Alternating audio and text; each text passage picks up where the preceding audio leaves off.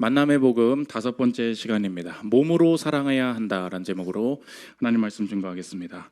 아가서는 시라고 했습니다. 그래서 시적인 표현들 속에 남녀가 처음으로 만나서 이렇게 결혼하게 되는, 그리고 그 안에서 벌어지는 일들까지 하나님께서 결혼제도 안에 두신 이 사랑과 아름다움이 얼마나 위대하고 또 가치 있는 것인가 설명하는 본문이 된다는 것입니다. 우리가 결혼을 이미 하신 분도 있고, 이제 뭐 황혼에 가시는 분들도 있고, 아직 싱글로 내 인생을 감당해내고 계신 분들도 있고, 또 계속 싱글로 계실 생각이 있는 분들도 있는데, 동일하게 우리가 이 본문이 적용될 수 있는 이유는 만남 속에서 그 원리를 찾을 수 있을 뿐만 아니라 또 이것이 동일하게 하나님을 섬기는 일까지 연결될 수 있기 때문에 균형적으로 볼 수 있는 좋은 본문이 된다 말씀드렸습니다. 쭉 가서 보면 데이트하고 이제 만남에 이렇게 여러 가지 위험, 탐색의 단계들이 있고, 오늘 드디어 결혼해가지고 첫날 밤 갖는 그 관계들이 나옵니다. 오늘은 결혼한 이후에 하나님께서 주시는 육체적 관계의 선물이라는 것이 무엇인가, 오늘 그것을 살피도록 하겠습니다. 요즘은 기본적으로 이 기독교에 대해서 바라볼 때 육체 관계가 너무나 자연스럽잖아요. 요즘 시대의 문화가. 그러다 보니까 그거에 반해서 기독교를 바라보면 기독교는 금욕주의다. 그래서 뭔가 이렇게 육체적으로 관계를 맺는 것 자체를 터부시하고 쉬쉬하고 뭐 이렇게 안 좋은 곳으로만 보는 관계들이, 이렇게 우리도 그렇게 생각을 할 때가 많이 있잖아요. 근데 이 아가서 처음 할 때 설명을 드렸죠. 하나님은 금욕주의자가 아니라 하나님은 쾌락주의자다. 하나님께서 이 쾌락을 누리라고 만드신 것이다. 문제는 뭐냐? 이 쾌락이 결혼 안에서 이루어질 수 있도록 하나님께서 그 방향성, 그 범위를 제한하셨다는 것입니다. 왜 그러냐? 단순히 우리 육체적인 쾌락 속에서는 말초적인 접촉을 통해서 오는 즐거움, 그 이상의 것이 있기 때문에, 이게 오늘 핵심이에요. 그냥 내가 좋아하는 사람이랑 육체적인 관계를 맺는 게 뭐가 문제입니까?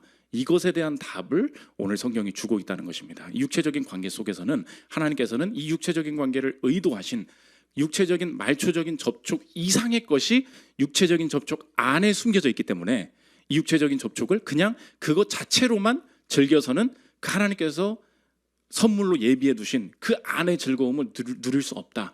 오늘 육체적인 관계 안에 있는 하나님의 목적이 무엇인지 살피는 시간 갖도록 하겠습니다. 세 가지로 나눠서 보겠습니다. 첫째로 살필 것은 몸의 사랑입니다. 오늘 남자가 뭐라 그러냐? 여자의 눈, 입술, 목, 가슴을 보면서 감탄하고 있습니다. 감탄. 그럼 우리 뭐 어떻게 해야 돼요? 우리 같이 감탄하면 되는 거죠. 제가 읽겠습니다. 여러분이 읽으면 또 여러분의 얼굴이 빨개지니까 3절 보십시오. 내 입술은 홍색실 같고 내 입은 어여쁘고 너의 너울 속에 내 뺨은 석류 한쪽 같구나. 내 목은 무기를 두려고 건축한 다윗의 망대 곧 방패 1000개 용사의 모든 방패가 달린 망대 같고 내 두 유방은 백합화 가운데서 꼴을 먹는 쌍태 어린 사슴 같구나. 내 눈이 내 신부야. 내가 내 마음을 빼앗았구나. 내 눈으로 한 번 보는 것과 내 목에 구슬 한 꿰미로 내 마음을 빼앗았구나. 내가 결혼하게 되는 이 신부의 육체를 볼 때 자기가 어떻게 됐대요? 마음이 빼앗겼대요. 그분의 신앙을 보고 마음이 빼앗기지 않고, 그분의 기도하는 모습을 보고 마음이 빼앗기지 않고, 입술을 보고 목 보고 가슴 보고 마음을 빼앗겼다. 이렇게 이야기하고 있다는 것입니다. 왜 이런 말들이 어색합니까? 우리가 성경을 균형 있게 전체를 다루지 않다 보니까 내가 뭔가 육체적으로 뭔가를 느끼고 즐거워하는 것은 무조건 나쁜 일이다. 마음속에 뭔가 이렇게 육체적인 생각이 나는 것은 다 안 좋은 것이다. 이런 말씀이 익숙하죠. 내가 완전 반대되는 걸 가져왔거든. 마태복음 5장 27절 보십시오. 또 가늠하지 말라 하였다는 것을 너희가 들었으나 나는 너희에게 이르노니 음욕을 품고 여자를 보는 자마다 마음에 이미 가늠하였느니라. 이제 좀 편안해지죠. 익숙하죠. 그렇죠. 교회 분위기는 이거잖아요.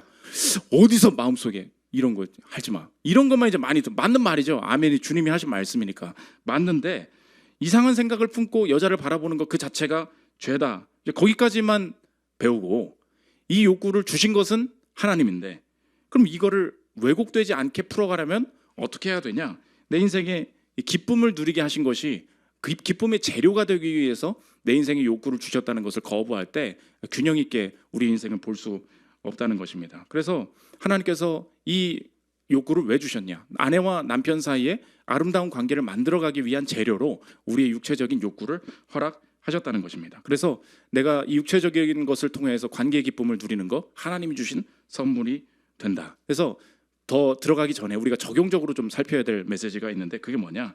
하나님께서 내게 주신 욕구가 있잖아요. 언제나 그 욕구는 이 세상에서 왜곡시킨다는 것입니다.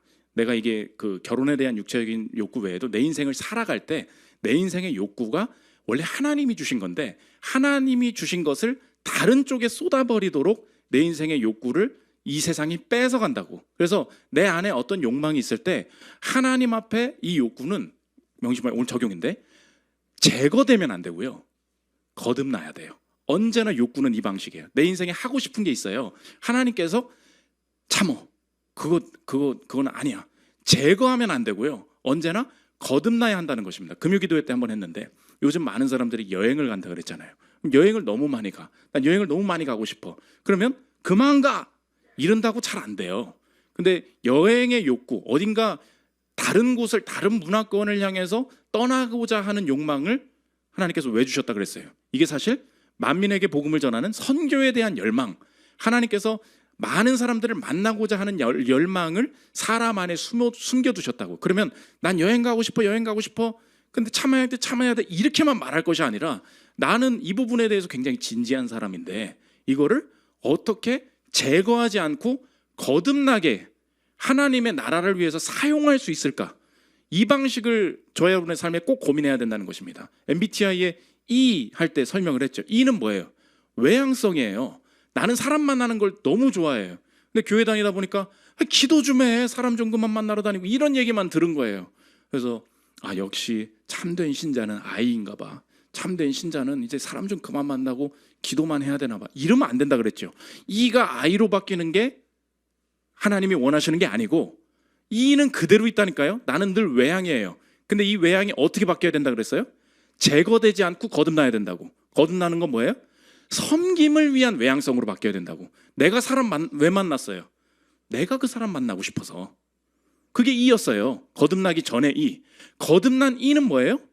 제가 혼자 있네 이거예요. 그래서 제가 그 E 성향의 목사님들이 잘 쓰임 받는다고 했죠. I의 목사님들은 하루에 신방이 3탕이야. 나중에 가면 그냥 주님 저를 죽여주세요. 집사님 만나다가 죽을 것 같아요. 오늘 하루 3끼 다 밖에서 먹는 게 너무 싫어요. 성경 보고 싶어요. 이러다가 죽는다고. 근데 E인 목사님들은 안 피곤해. 이상한 사람을 만나도 안 피곤한 거예요. 근데 이 사람들은 왜 탁월하게 쓰임받죠? 맞아. 내가 원하는 종류의 사람이 아니에요. 근데 나는 지치지 않거든. 근데 사람을 만나는 종류가 달라졌죠. 거듭났죠. 어떻게 된 거예요? 내가 원하는 사람을 골라 만났었어요. 근데 이 외향성은 하나님께서 더 많은 사람들을 끄집어내라고, 이 동굴 속에 들어가려는 사람들을 끄집어내라고, 우울에서 빠진 사람들을 격려하라고 내게 주신 선물이구나. 이렇게 바라볼 때 바르게 쓰임받을 수 있다. 그래서 오늘 전체 보편적인 적용인데 꼭 기억하십시오. 욕망이 있어요. 참아. 이렇게만 가면은 그럼 이거를 어떻게 밝게 풀어낼까? 감당이 안 되는 거야. 한번 생각해 보십시오. 내 안에 이게 있는데 어떻게 하면 많은 사람들이 쓰임받을 수 있을지. 우리 교회도 이렇게 앞에 나서는 거 너무 싫어하는 성도님들 많이 있거든요. 맨날 뭐 하면은 늘 이렇게 헌금하고 누구 몰래 용돈 주고 아무도 몰라. 근데 혼자 너무 기뻐해. 너무 바람직하죠. 그 사람 보고 교회 가가지고 제발 좀 사람 좀 만나고 다니세요. 이렇게 말해봐야 그 사람들은 잘 안 만나요. 근데 자신의 방식으로 쓰임받는 방법이 있는 거야. 그 사람들을 우리가 봐줄 때 정죄하면 안 돼요. 그 사람이 가진 욕구가 있다고. 그게 어떻게 돼요? 제거되지 않고 거듭나는 방식으로 가야 한다. 이것이 하나님께서 주신 선물의 목적이 된다는 것입니다. 오늘 육체의 관계를 설명하고 있는데 오늘도 핵심이 이거예요. 여러분 질문 이렇게 해보십시오. 아니 하나님께서 이 욕구를 만드셨잖아. 그래서 내가 사랑하는 사람이랑 풀겠다고요. 육체 관계를 맺겠다고요. 그게 왜 꼭 결혼 안에 있어야 됩니까? 결혼 안에서 관계를 하면 느낌이 달라요? 결혼 밖에서 하면 느낌이 달라요? 똑같은 느낌이야. 똑같은 느낌인데 왜 이것을 꼭 결혼 안에만 둬야 합니까? 이 질문을 던질 때 오늘 본문이 이해가 된다는 것입니다. 왜냐? 그 육체의 관계 속에 숨겨두신 하나님의 의미가 다르기 때문이에요. 가장 결정적인 차이가 무엇이냐? 이 세상에서 육체적인 관계를 맺는 방식은 언제나 그 근본이 take, 내가 그 사람을 취하는 방식, 취하는 것에 목적이 있다는 것입니다. 그러나 하나님께서는 이 육체적인 관계를 결혼 안에 허락하실 때 근본적인 방식이, 근본적인 작동 원리가 어떻게 시작되게 하셨냐? take가 아니라 giving. 내 자신과 내 육체, 내 인생 전체를 그 사람에게 내어주는 방식을 통하여서 이 육체의 관계가 더 많은 의미를 맺을 수 있도록 하셨다는 것입니다. 그래서 결혼을 했잖아요. 이제 결혼을 한 상태에서 나의 육체는 누구의 것이냐? 그 사람이 원하는 방식대로 내가 움직여줘야 합니다. 그 주도권이 내가 결혼 밖에서는 내가 저 사람이랑 자고 싶어. 그래서 내가 원해서 저 사람한테 다가간다고요. 결혼을 하게 되는 순간 이 육체의 관계는 완전히 의미가 바뀐다고. 하나님께서 이 육체의 관계의 기본적인 철학을 어떻게 두셨다고요? take가 아니에요. giving. 주는 서로가 내어주면서 만들어지는 의미를 허락하셨다는 것입니다. 고린도전서 7장 2절 보십시오. 음행을 피하기 위하여 남자마다 자기 아내를 두고 여자마다 자기 남편을 두라. 남편은 그 아내에 대한 의무를 다하고 아내도 그 남편에게 그렇게 할지라. 의무가 있대요. 그게 뭐냐? 아내는 자기 몸을 주장하지 못하고 오직 그 남편이 하며 남편도 그와 같이 자기 몸을 주장하지 못하고 오직 그 아내가 하나니. 지금까지는 내가 자고 싶어. 그래서 너랑 같이 자자. 이렇게 얘기했었어요. 결혼 안에서는 그 방식이 통하지 않는다는 거예요. 서로의 몸이 누가 주장해요? 저 사람이 무엇을 원하는가? 나는 나의 육체와 나의 인생이 그 사람에게 맞춰서 내가 의무적으로 헌신해야 되는 관계로 들어가게 된다는 것입니다. 그래서 샘 올베리 목사님이라고 왜 하나님은 내가 누구랑 자는지 신경 쓰실까라는 아주 긴 제목의 책이 있어요. 왜 하나님은 내가 누구랑 자는지 신경 쓰실까? 목적이 다르기 때문이라는 거예요. 들어보십시오. 각 배우자에게 상대방으로부터 자기 권리를 취하라고 쓰지 않고 오히려 상대방에게 그의 권리를 주라고 쓴다. 초점은 상대방을 섬기고 기쁘게 하는 데 있다. 남편과 아내는 그들 자신이 아니라 상대방의 성적 만족에 초점을 맞춰야 마땅하다. 성관계는 거래용 상품이 아니라 상대방에게 헌신하는 수단이다. 이 말씀이 초대교회를 통하여서 로마 시대에 펼쳐지기 시작했을 때, 퍼져나가기 시작했을 때 로마 사회에 혁명적인 일들이 벌어졌다는 거예요. 생각해 보십시오. 로마 시대의 고위급 남자들은 언제나 자신이 원하는 여자들을 원하는 때에 취해서 내가 그 여자를 데리고 살 수 있었어요. 그렇죠? 여자를 내가 왜 데리고 와요? 내가 원해서. take. 내가 필요해서 살았다고. 그런데 이 사람들이 예수를 믿고 말씀 앞에 당신이 서야 한다. 딱 말해버린 거예요. 근데 말씀이 뭐라 그러냐? 당신 몸 있죠? 당신이 누군가와 자고 싶은 그 마음 있죠? 당신의 몸이 이제 앞으로는 어떻게 쓰여야 되느냐? 내가 원할 때 내가 원하는 여자를 취해서 자면 안 돼요. 그러면요, 물어봤을 거 아니에요. 당신이 결혼하고 헌신하기로 한 대상 있죠? 그 여자가 완전히 행복해질 수 있도록 당신의 몸을 다 조종해야 됩니다. 입이 떡 벌어진 거예요. 그 누구도 그 시대의 고위 관직들한테 그런 얘기를 명할 수가 없었어요. 왜? 여자는 내 놀이객감이야. 내가 테이크하는 존재라고. 그런데 나보고 뭐라 그러냐? 당신 몸은 이제 당신이 쓰는 거 아니야.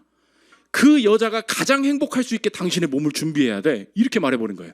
당신이 원할 때마다 당신 마음대로 쓸 수 있는 게 아니야 라고 말해버리니까 완전히 충격을 받은 거예요. 이게 얼마나 그 고대 사회의 문화남을 바꿨는지 이해가 되시죠?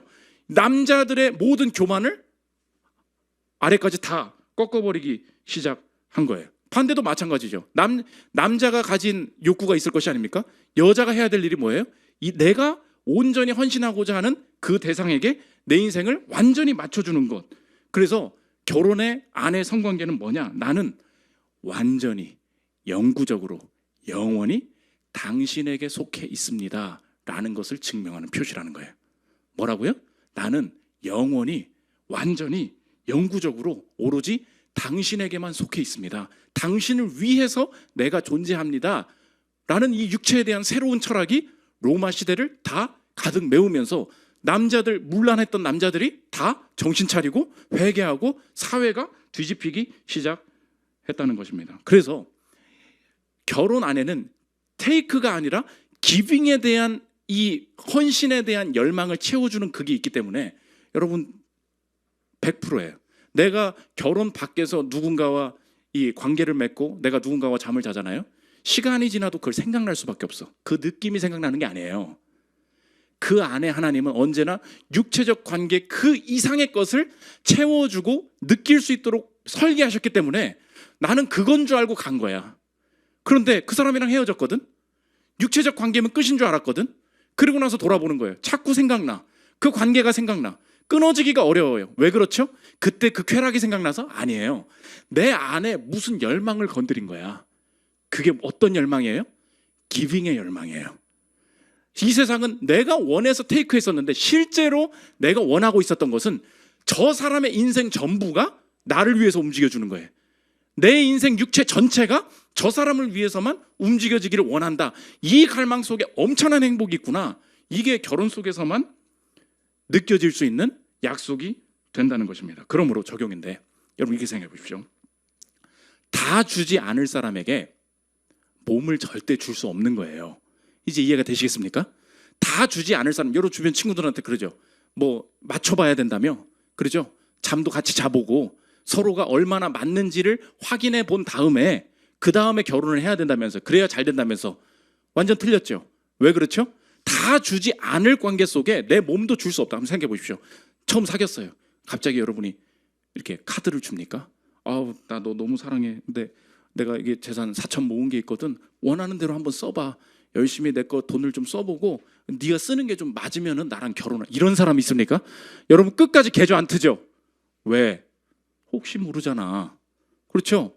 왜 끝까지 돈을 안 주죠? 다 내어준 사이는 아니니까. 그죠? 왜 돈은 안 주면서 몸은 줘요? 여러분 그렇게 생각해. 왜 계좌 비밀번호는 안 알려주면서 왜 내 웃음 벗냐고. 같은 방식이에요. 내가 왜 돈을 안 줘요? 영원히 완전히 그 사람을 위해서만 헌신하게 될 때 내가 뭘 터요? 돈을 트지. 돈은 몸이에요. 그 이 시대의 생각 자체가 잘못됐다고. 내가 돈을 안 트면서 몸은 터봐야 된대. 누가 그래요? 몸은 돈이에요. 돈이랑 똑같은 거라고. 내가 그 사람에게 인생 전체가 완전히 헌신하게 되었습니다 라는 것을 내가 받아들일 때 이제 내 몸은 당신 것입니다. 그러면서 육체의 관계 속에 오는 그 기쁨을 누릴 수 있게 된다는 것입니다. 그래서 이 바른 말씀을 전하면 그 말씀 안에 있는 영역의 자들이 다 살아나게 된다는 거예요. 이 육체의 관계라는 것이 얼마나 귀한 것인지 어떤 교회에서 그 이제 설교를 했다고 생각을 해보라는 거예요. 더글라스 존 오도넬이라고 그 너무 개혁주의적으로 훌륭하신 목사님이 쓴 주석입니다. 거기에 이제 재밌는 남자 여자의 대화를 담았어요. 결혼을 했는데 교회를 안 다니다가 여자가 처음으로 교회에 가봤다는 거예요. 근데 아가서를 설교를 했다는 거야. 이 남자가 전도가 됐다는 거예요. 들어보십시오. 10년 만에 처음 교회에 가는 한 여자를 생각해 보자. 그녀는 본 장의 내용으로 구성된 설교를 듣는다. 예배 후에 집으로 돌아가면 남편이 소파에 기대어 미식축구를 보고 있다. 광고 시간이 되어 그가 텔레비전을 무음 상태로 두고서 교회 어땠어? 하고 묻는다. 좋았어? 라고 그녀가 말한다. 목사님이 무슨 얘기했어? 여기서부터 충격이에요. 아내들이 침대에서 더 적극적이어야 한다는 얘기였어. 뭐라고? 그는 텔레비전을 끈다. 아내들이 침대에서 더 적극적이어야 한다고 목사님이 말했어. 성경에 그런 내용이 있어. 아가라는 책이었을 걸 아마? 진짜? 응, 진짜지. 그는 고개를 숙이고 자신의 턱을 문지르며 나지막이 말한다. 그 교회 다음 예배는 몇 시지? 그래서 그 남자가 전도됐다는 거예요. 여러분 생각해 보십시오. 이 시대의 다양한 영역 속에서 복음이 적용되지 않는 부분들이 있죠. 그게 뭐 거짓말일 수도 있고 폭력일 수도 있고 이 시대에 뭐 여러 가지 문제들이 있잖아요. 그런데 가정에 있어서 바른 복음이 선포될 때 실제로 살아나는 가정이 많이 있다는 거예요. 저 여러분 지금 결혼하신 분들도 계시고 결혼하지 않은 결혼을 준비하는 사람들도 있고 신혼인 사람도 있고 결혼 15년이 지났는데 이제 너무 서로가 잘 모르겠는 분들도 있어요. 그때 필요한 게 뭐예요? 복음이에요. 이 얘기를 아무도 안 해줘. 그럼 누가 해야 돼? 또 내가 해야지. 어쩔 수 없잖아요. 여러분이 남편이 얘기하면 여러분 말 안 들을 거잖아. 그죠? 나한테 고마워하라고. 내가 대신해서 여러분의 아내한테, 여러분 미래의 아내한테 지금 내 얘기를 해주는 거잖아요. 그럼 꼭 어떻게 해야 돼? 이 설교를 들어보라고 해야겠죠, 먼저. 아내의 준비됨은 무엇인가? 남편의 준비됨은 무엇인가? 내 육체에 대한 근본적인 정의가 다르기 때문에 결혼 밖에서는 이 관계를 절대로 맺어서는 안 된다고. 왜요? 세상에서는 테이크, 내가 자고 싶다고. 방식이 완전히 다른 거예요. 결혼 안에서는 뭐예요? 기빙이라고. 나는 이제 내 거가 아니에요. 저 사람에 맞춰서 움직여주게 될 때 결혼 안에서의 최고의 행복을 누릴 수 있다. 이게 위대한 하나님의 근원이 되는 하나님께서 진리의 말씀을 해주고 계시다는 것입니다. 두 번째, 몸의 지혜입니다. 본문을 보면 남자 여자가 서로의 육체에 대해서 너무나 적극적이다. 이것이 결혼의 모습이다 이야기합니다. 남자가 이야기합니다. 11절 12절 보십시오. 내 신부야, 내 입술에서는 꿀방울이 떨어지고 내 혀 밑에는 꿀과 젖이 있고 내 의복의 향기는 레바논의 향기 같구나. 내 신부는 잠근 동산이요 덮은 우물이요 봉한 세미로구나. 12절이 뭐겠어요? 잠근 동산이요 덮은 우물이요. 여자의 깊은 곳으로 나는 가고 싶다. 그 얘기를 하고 있는 거죠. 그 얘기 하고 있는 거예요. 여자 16절 한번 보십시오. 북풍아 일어나라, 남풍아 오라. 나의 동산에 불어서 향기를 날리라. 나의 사랑하는 자가 그 동산에 들어가서 그 아름다운 열매 먹기를 원하노라. 지금 여자가 뭐라고 남자 보고 오라 하고 있는 거예요. 오라. 나랑 자자. 나에게 들어오라. 그 얘기를 하고 있다는 것입니다. 지금 보십시오. 남자와 여자가 서로에 대해서 어떻게 해요? 너무나 적극적인 모습을 보인다는 것입니다. 이게 결혼 안에서의 행복한 모습이다. 문제는 뭐냐? 어떻게 하면 그 사람을 섬길 수 있느냐? 실제적인 몸의 지혜인데 오늘 한 문장을 꼭 기억하십시오. 남자는 본능, 여자는 분위기. 속으로 외워. 따라하지 말고. 너무 야해 보이잖아. 그렇죠? 남자는 본능, 여자는 분위기. 우리의 인생에 내가 상대를 어떻게 채워줘야 하는가, 이것이 결혼 안에서의 결혼의 관계를 풍성하게 만들기 위한 남자 여자 모두의 중요한 의무가 된다는 것입니다. 그래서 남자 여자가 관계를 맺을 때 결혼 안에서는 무엇이 최고의 목적이 되어야 되느냐? 당신이 기쁘기를 원한다. 팀 켈러 목사님 얘기입니다. 결혼을 말하다 나오는 얘기 들어보십시오. 간단히 말해서 성관계에서 얻는 가장 큰 기쁨은 배우자가 희열을 얻는 것을 지켜보는 환희가 되어야 한다는 뜻이다. 배우자를 흥분시키는 데서 가장 큰 자극을 받는다면 이 원칙을 지키고 있다고 볼 수 있다. 내가 왜 관계를 맺어요? 내가 좋기 위해서. 그렇지 않아요. 결혼 안에서는 뭐가 바뀌어요? 그 사람이 나를 통하여서 가장 행복해지기를 원한다. 이것이 남자와 여자가 동시에 가진 목적이 될 때 결혼 안에서 아름다운 관계를 만들어 나갈 수 있다. 그래서 실제적으로 제가 무슨 얘기를 하면은 여러분이 제 말을 이제 듣지 않고 제가 저를 이상한 사람으로 쳐다볼 거지 않습니까? 그래서 이미 미리 하늘나라에 가신 팀 켈러 목사님이 자신의 첫날 밤 얘기들을 많이 써놨어. 결혼을 말하다 얘기는 한 350페이지에 넘기 때문에 여러분은 그 진도를 나가기 전에 그 책을 덮게 됩니다. 네, 그러나 나는 주석까지 다 봤기 때문에 이렇게 야한 얘기가 여기 있었네. 그래서 목사님 감사합니다. 나의 야한 얘기를 내가 할 수 없으니까 당신의 야한 얘기를 가져다가 내가 하겠습니다. 내가 가져온 거야. 해서 나보고 이상하다고 하지 마. 목사님 얘기야. 남자는 남자는 본능이랬죠. 여자는 분위기라고. 서로가 그걸 몰라서 서로 헤매고 있다는 것입니다. 남자, 팀 켈러 목사님 내 얘기 아니야. 팀 켈러 목사님 얘기 들어보십시오. 남성인 나의 경우에는 상황이라는 것이 별 의미가 없다. 관계할 때 얘기해요. 솔직히 말하자면 언제 어디서든 상관없다는 뜻이다. 네. 하지만 시간이 지나면서 여성인 아내에게는 분위기가 대단히 중요한 부분이라는 것을 깨닫게 되었다. 분위기란 무엇을 말할까? 촛불 같은 것을 말하는가? 다른 여성들도 되게 비슷하겠지만 그러니까 여자 이름이 캐시 켈러거든요. 캐시에게 적절한 분위기란 은은하게 불을 밝히는 것이 아니라 정서적으로 관계를 가질 준비가 되는 것을 의미했다. 따뜻한 분위기와 대화 같은 것들이다. 그러니까 서로가 무엇을 통하여서 가장 큰 기쁨을 누리는지를, 그 지혜를 모를 때 내가 즐거운 방식으로 그 사람한테 다가가면 나의 육체나 나의 인생이 그 사람에게 선물이 될 수가 있어요? 없어요? 없어요. 나는 내가 좋은 방식이 있어. 근데 그 사람이 뭘 좋아하는지는 몰라.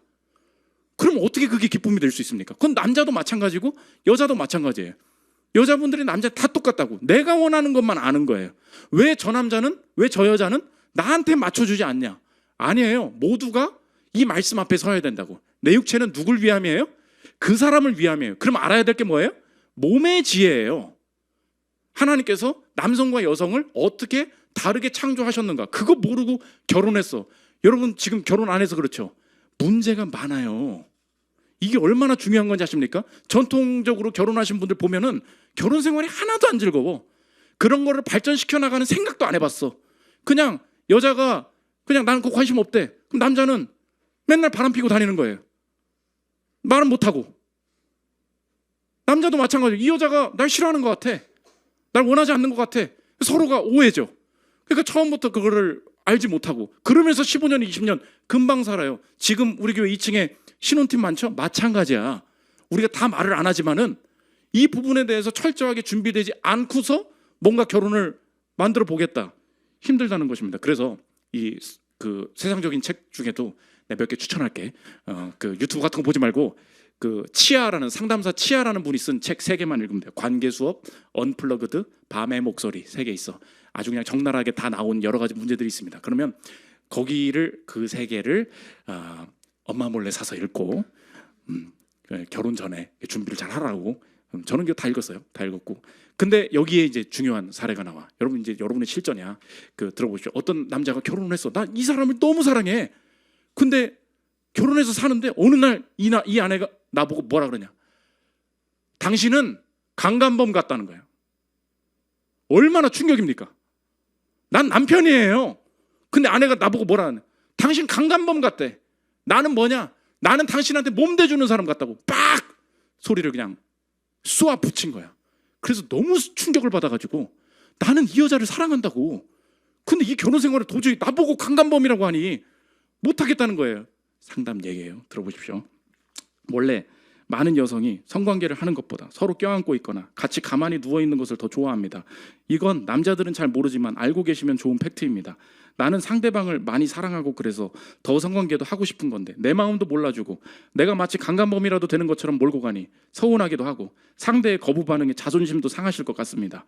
하지만 지금 상담 얘기예요. 하지만 여기서 우린 남성과 여성의 차이를 배우고 이해할 필요가 있습니다. 여자가 몸 대주는 것 같은 기분이 든다고 말하는 것은 남자를 강간범으로 비난하는 것이 아니라 자신이 지금 사랑받고 있다는 느낌이 들지 않는다는 뜻입니다. 난 지금 성관계를 하고 싶은 것이 아니라 너와 사랑을 나누고 싶은 거라는 느낌이 들 수 있도록 해주세요. 그런 느낌이 들 수 있는 가장 좋은 방법은 정성과 배려입니다. 서로가 오해죠. 나는 내가 사랑하는 방식으로 그 사람을 사랑하기를 원했다고. 여기서부터 초반에 깨지면 결혼이 다 깨진다는 거예요. 내 인생, 내 육체 자체를 하나님이 어떻게 설계하셨어요? Giving. 그 사람한테 다 줘야 돼. 그래서 하나님께서 신비하게 만들어 두신 게 뭐냐? 많은 분들이 내가 저 사람을 만족시킬 수 있을까? 내가 이 안에서 저 사람이 날 보고 기뻐할 수 있을까? 많은 사람들이 결혼 전에 혹은 결혼 후에 자신의 어떤 성적인 능력이나 매력이나 이런 것을 가지고 남자 여자가 많이 속으로 고민하면서 친구한테 물어보고 어디서 막 찾아보고 이런 분들이 굉장히 많아요. 하나님께서 신비하게 나의 연약함과 내가 가진 한계가 온전히 저 사람에게 기쁨이 될 수 있도록 설계하셨다.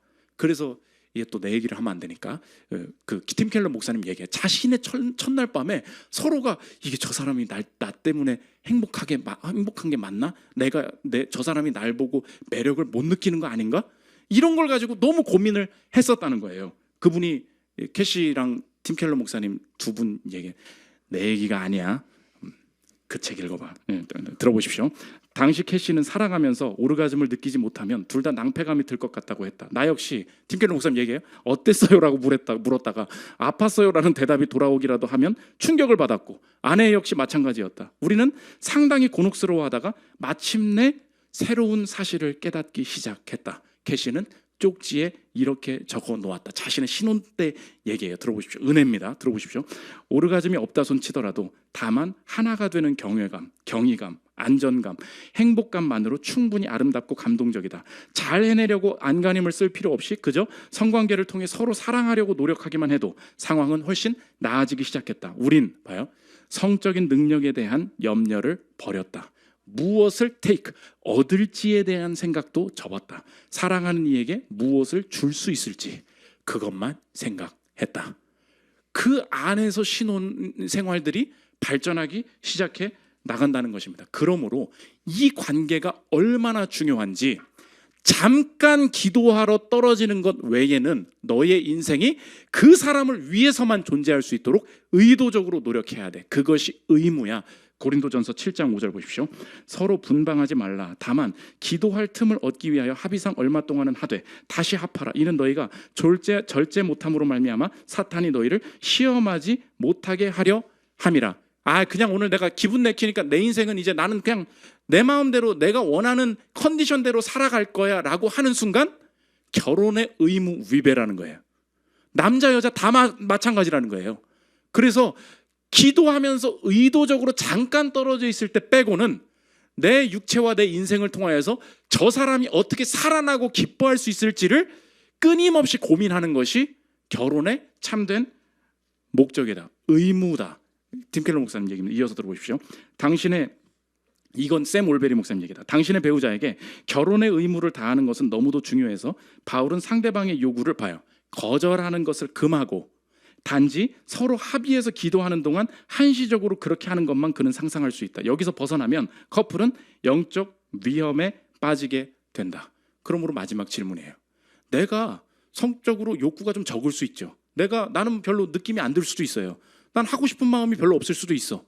그럼에도 불구하고 저 사람이 원하는 것을 내가 의도적으로 해줘야 할 의무가 내게 있다는 것입니다. 그게 선물이라는 거예요. 팀 켈러 목사님의 마지막 얘기입니다. 들어보십시오.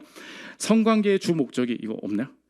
즐거움을 얻는 것이 아니라 주는 데 있다면 신체적으로 성적인 욕구가 적은 쪽은 상대방에게 선물을 줄 수 있다. 마음도 없는데 몸만으로는 싫어.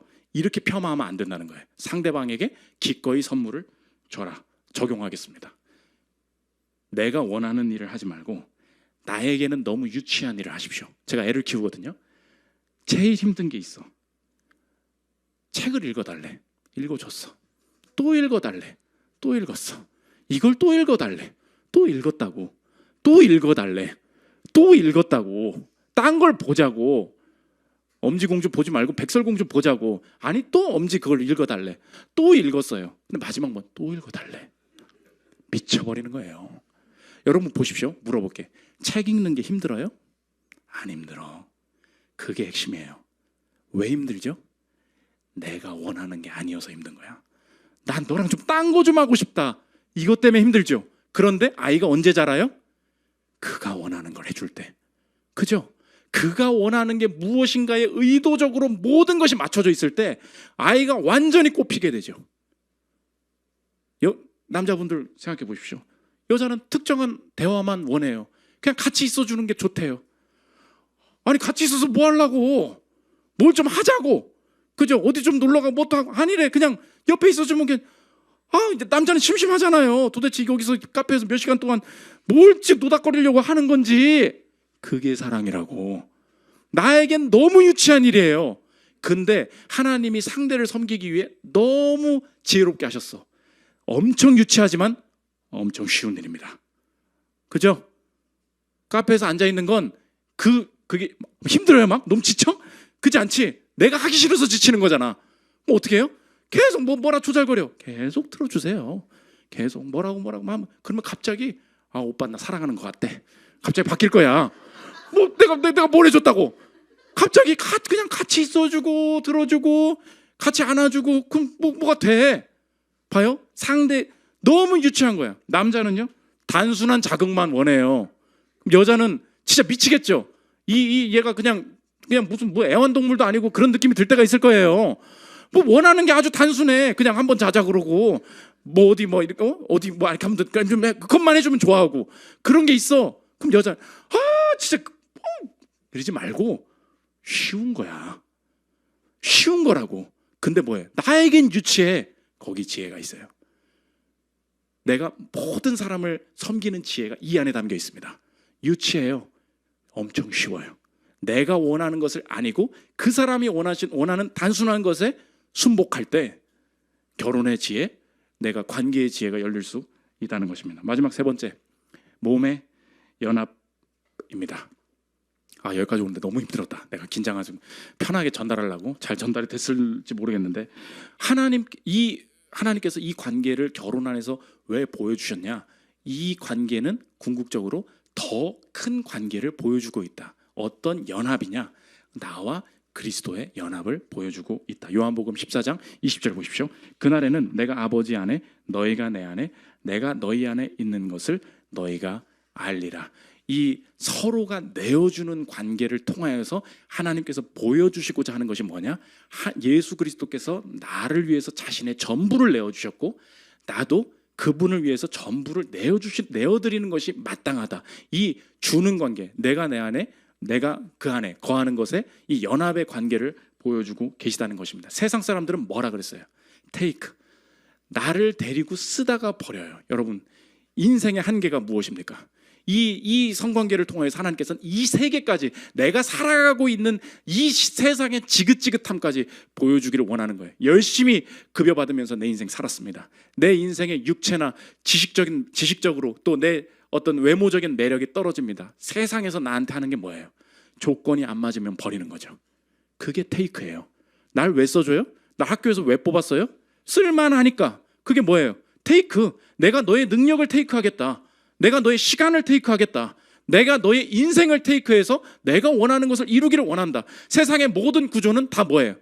테이크예요. 그 다음 마지막 내 인생에 테이크할 게 없어질 때 내 인생을 버리는 방식이 있죠. 그게 뭐예요? 그게 죽음이에요. 죄의 삭은 사망이요 그랬죠. 죄의 삭이 뭔지 아십니까? 그 웨이지예요. 웨이지, 급여. 내가 이 세상에 맞게 살았다고요. 딱 인생 끝날 때 뭐라 그러냐면, 너 왜 그냥 가? 돈 내고 가야지. 이렇게 한다고. 돈이 뭐예요? 내가 네가 원하는 대로 해줬잖아. 목숨 내놔. 그게 사망이라고. 세상은 돈을 받아요. 세상은 내 인생의 대가를 가져간다고. 네가 누렸잖아. 네가 먹었잖아. 네가 살았잖아. 산 값을 내놓으라고. 네 생명을 내놔. 언제나 세상은 마지막까지 테이크라고. 그 테이크의 세상에 살아가야 되는 내 인생의 운명을 그대로 두지 않으시고 giving, 내어주는 관계로 내 인생의 연합의 관계가 사탄과의, 마귀와의 연합, 율법과의 연합에서 그리스도와의 연합으로 바꾸어 주셨다. 결혼 다시 했다. 로마서 7장 1절 보십시오. 형제들아, 내가 법 아는 자들에게 말하노니 너희는 그 법이 사람 살 동안만 그를 주관하는 줄 알지 못하느냐. 테이크의 법이죠. 남편 있는 여인이 그 남편 생전에는 법으로 그에게 매인 바 되나, 만일 그 남편이 죽으면, 율법이 죽었다는 거예요. 남편은 그 남편의 법에서 벗어나느니라. 그러므로 만일 그 남편 생전에 다른 남자에게 가면 음녀라. 그러나 만일 남편이 죽으면, 율법이죠, 그 법에서 자유롭게 되나니 다른 남자에게 갈지라도 음녀가 되지 아니하느니라. 그러므로 내 형제들아, 너희도 그리스도의 몸으로 말미암아 율법에 대하여 죽음을 당하였으니 이는 다르니 곧 죽은 자 가운데서 살아나신 이에게 가서 우리가 하나님을 위하여 열매를 맺게 하려 함이라. 세상은 율법을 지키면, 내가 매력이 있으면 너에게 무언가를 내어줄게. 계속 테이크하다가 쓸모없으면 버리는 거. 이게 세상의 율법의 방식이었어요. 그리스도께서 새로운 율법이 되어주셔서 내 기존의 남편이었던 율법의 굴레를 이제 종속되지 않고, 새로운 남편은 어떤 율법에 완성되신 분이시냐, 자신이 율법을 다 지키시면서 율법을 지키지 않은 자를 위해서 자신이 순종한 모든 것을 giving, 내어주시는 그분이 나의 주님이시다. 그것이 우리가 가지고 있는 이 세계를 다르게 보는 내 인생의 목적이라는 것입니다. 내 인생은 왜 가치 있어요? 내가 매력이 있기 때문에, 내가 돈을 잘 벌기 때문에, 내가 아직 젊기 때문에 아니에요. 내가 왜 가치 있어요? 가치 있으신 존귀하신 그분이 날 위해 죽으셨기 때문에, 그분이 나를 사랑하시기 때문에. 그러면 내 인생도 어떻게 살아야 됩니까? 로마서 8장 32절 보십시오. 자기 아들을 아끼지 아니하시고 우리 모든 사람을 위하여 봐요, giving, 내주시니가 어찌 그 아들과 함께 모든 것을 우리에게 주시지 아니하겠느냐. 하나님이 자신의 아들 전부를 내어주셔서 내 인생을 살리셨다면 나도 이제 확신할 수 있겠습니다. 저 사람에게 얻을 게 뭔가, 내가 저 사람을 통해서 어떻게 내 육체의 만족을 채울까, 모든 것을 테이크로 바라보고 있었는데 내 인생의 모든 근본적인 원리가 giving, 내어주신 이로부터 시작되는 인생으로 바뀌었다면 결혼뿐만 아니라 내 인생의 모든 관점을 다시 바라보기를 원한다. 이렇게 생각하면 돼요. 주면 죽지 않는다. 내 인생에 허락하신 모든 순간순간의 여정 속에 내 사랑하는 남편, 사랑하는 자녀, 내게 주신 직장, 내게 허락하신 짧은 시간 동안 내 인생을 주면, 주신 그분이 날 살리셨으니 세상에서는 쟁여두고 네 것을 챙겨야 네가 누릴 수 있다고 이야기하지만, 내가 사랑하는 사람들을 위해서 주는 방식으로 인생을 디자인할 때 결코 죽지 않을 것이다. 이 담대한 확신이 생긴다는 것입니다. 결혼의 관계뿐만이 아니라 이 세상을 테이크로만 바라보는 취하는 시대 속에서 주면서도 죽지 않는 인생이 있음을 보여주고 서로가 상호 내어줌을 통하여서 아름다운 만남의 또 가정을 이루는 저님들 되시기를 기도합니다. 우리 찬양하고 기도하는 시간 갖도록 하겠습니다.